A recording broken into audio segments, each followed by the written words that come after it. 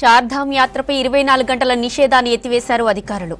యాత్రకు పరిస్థితులు అనుగుణంగా ఉన్నాయని గార్వాల్ డివిజనల్ కమిషనర్ వినయ్ శంకర్ పాండే తెలిపారు. యాత్ర మార్గంలో ఉన్న అన్ని జిల్లాల మెజిస్ట్రేట్లు వాతావరణ పరిస్థితులను బట్టి వాహనాలను ఆపాలని ఆదేశించారు. భారీ వర్షాలతో ఆదివారం చార్ధామ్ యాత్రను నిలిపివేశారు. తర్వాత బార్కోట్ సమీపంలో భారీ కొండ చర్యలు విరిగిపడ్డాయి. ఘటనలో 2 చనిపోగా మరో 7 గల్లంతయ్యారు. చంబా పట్టణంలోని అనేక ప్రాంతాల్లో భారీ వర్షం కురిసింది.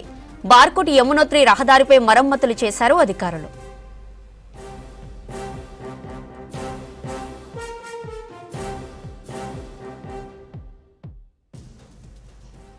చార్ధామ్ యాత్రపై 24 గంటల నిషేధాన్ని ఎత్తివేశారు అధికారులు.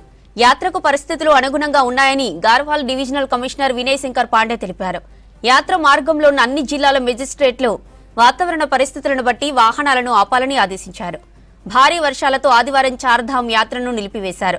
తర్వాత బార్కోట్ సమీపంలో భారీ కొండ చర్యలు విరిగిపడ్డాయి. ఘటనలో 2 చనిపోగా మరో 7 గల్లంతయ్యారు. చంబా పట్టణంలోని అనేక ప్రాంతాల్లో భారీ వర్షం కురిసింది. బార్కోట్ యమునోత్రి రహదారిపై మరమ్మతులు చేశారు అధికారులు.